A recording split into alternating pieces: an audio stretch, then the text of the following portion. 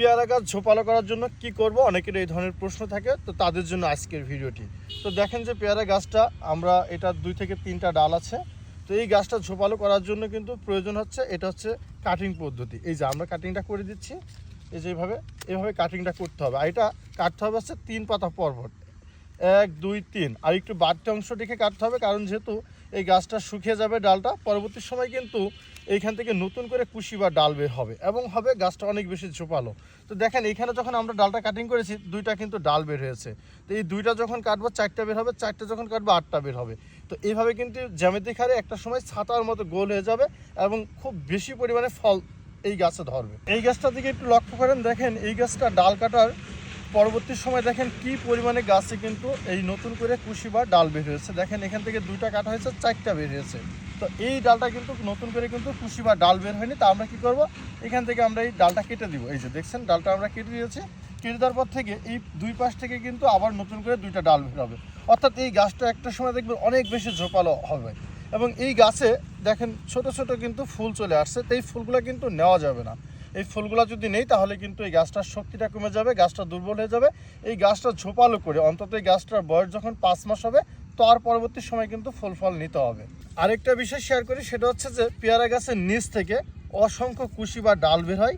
এই ধরনের ডাল বা কুশিগুলো কিন্তু রাখা যাবে না। এগুলো কিন্তু গ্রাফটেড চারা গাছ না, অর্থাৎ এইগুলো হচ্ছে বীজের চারা গাছের সাথে যেহেতু আমরা কলমগুলো করি, এই বীজের চারা গাছের কুশি, অর্থাৎ এই কুশিগুলো রাখা যাবে না, এগুলো ফেলে দিতে হবে, তাহলে গাছটা খুব ভালো হবে। আরেকটা বিষয় লক্ষ্য করতে, যে ফুলগুলো দেখছেন, এই ফুল বা ফলগুলো কিন্তু লোভে পড়া যাবে না। লোভে পড়লে কিন্তু আপনার গাছটা কিন্তু ভালো হবে না। এইগুলো এই ফুল ফল সহ কিন্তু এই গাছগুলো এইভাবে কাটিংটা করে দিতে হবে ডালগুলা। তো ছোট থাকতেই কিন্তু এই গাছগুলো এইভাবে এই পেয়ারা গাছের ডালগুলা কাটিং করতে হবে, করলে এই গাছটা অনেক বেশি ঝোপালো হবে। তা আমরা খুব ছোটোবেলা থেকে কিন্তু গাছগুলা এই কাটিং পদ্ধতিটায় পেয়ারা গাছের ডাল কাটিংগুলো আমরা করে দিই। অনেকের প্রশ্ন থাকে যে পেয়ারা গাছের ডালগুলা কিভাবে কাটবো, কেমন করে কাটবো। তো এটা খুবই সহজ পদ্ধতি। এই পেয়ারা গাছের ডালটা কাটতে হবে 1 2 3, অর্থাৎ 3 গিরা পরে কিন্তু ডালটা কাটিং করতে হবে। এই যে দেখছেন, এই যে কাটিং করে দিলাম এই ডালটা। আর একটু বাড়তি অংশ কাটতে হবে, এই যে রাখতে হবে, কারণ হচ্ছে এই ডালটা যেহেতু কেটে দিয়েছে এটা শুকিয়ে যাবে, যার কারণে একটু বাড়তি অংশ রাখলাম। তো এই 2 সাইড দিয়ে কিন্তু আবার নতুন করে কুশি বা ডাল বের হবে এবং গাছটা হয়ে উঠবে অনেক বেশি ঝোপালো। এই ফুলগুলা কিন্তু কেটে দিতে হবে এইভাবে, কারণ ছোট গাছে কখনোই ফুল বা ফল নেওয়া যাবে না। কেটে এই গাছটা এভাবে কিন্তু মাথাগুলা কাটিং করে দিতে হবে।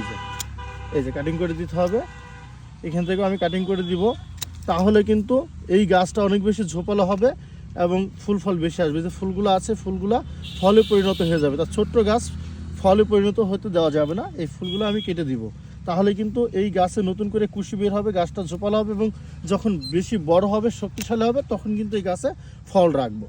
এই গাছটার দিকে একটু লক্ষ্য করে দেখেন, এই যে এই গাছটার ডালটা কিন্তু আমি কিছুদিন পূর্বে কিন্তু কেটেছি। কাটার পরবর্তী সময় দেখেন যেখানে কিন্তু একটা ডাল কেটেছি, 3টা নতুন করে ডাল বের হয়েছে দেখেন, অর্থাৎ এই গাছটা ঝোপালো হয়ে যাচ্ছে। তো এই ডালটা কিন্তু কাটা হয়নি তখন, যার কারণে কিন্তু এই ডালে কিন্তু নতুন করে কোনো ডাল বের হয়নি, অর্থাৎ ডালটা অনেক বেশি লম্বা হয়ে যাচ্ছে। তা এখন কি করতে হবে, এই ডালটা কিন্তু আমরা এইভাবে কাটিংটা করে দিব। এই যে এই ডালটা যখন আমরা কাটিং করে দিচ্ছি, ঠিক এই ডালটার মতো কিন্তু এখানেও নতুন করে কুশি বা ডাল বের হবে। তখন এই ডালগুলো যখন একটু বড় হয়ে যাবে, তখন কিন্তু এই ডালগুলো আবারও আমরা এগুলো কাটিং করে দিব। সেক্ষেত্রে হবে কি, গাছটা অনেক বেশি ডাল বের হবে, অনেক বেশি ফুল ফল আসবে এবং গাছটা অনেক গোলাকৃতি দেখাবে।